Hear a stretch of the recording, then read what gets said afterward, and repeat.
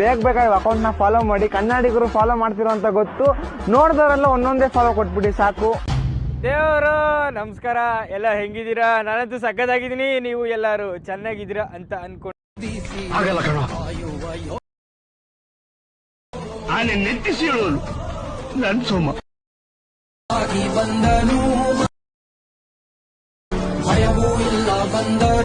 one more ಆಗಲ್ಲ ಕಣ,